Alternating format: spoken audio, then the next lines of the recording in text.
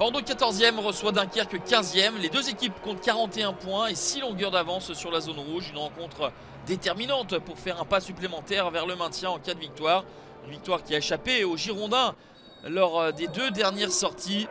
Revers 3-2 à domicile contre Bastia, puis à Saint-Etienne il y a quelques jours avec 2 buts encaissés dans les arrêts de jeu.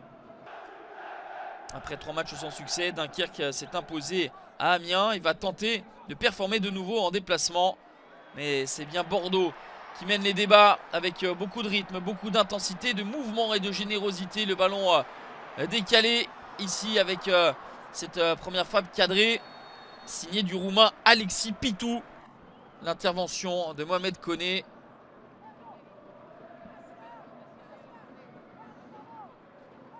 Dunkerque qui subit en ce début de rencontre. Elle n'arrive pas à empêcher les vagues bordelaises qui déferlent sur la cage de Mohamed Koné.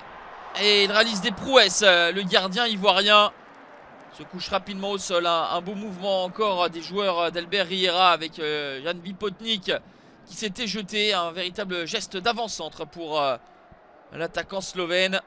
Mais il tombe sur un impeccable Mohamed Koné.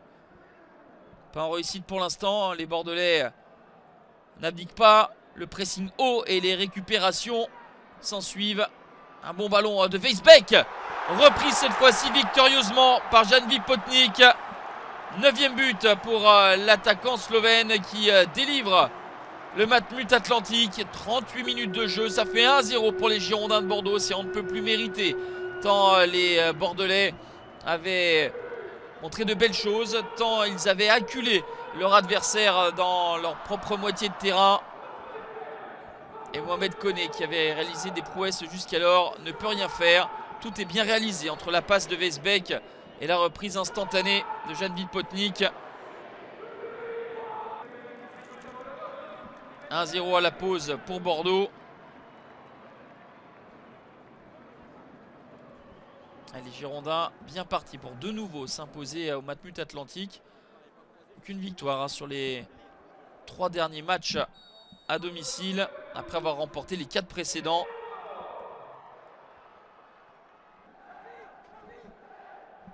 Et Luis Castro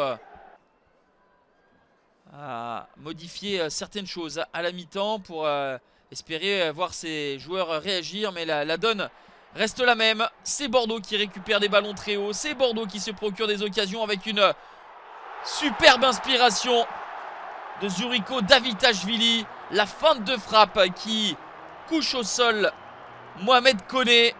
Et le petit ballon piqué derrière du Géorgien. C'est magnifiquement orchestré par les Bordelais. Et Zuriko Davitashvili qui résiste aux défenseurs dunkerquois à l'épaule. Et derrière, cette feinte de frappe est un modèle.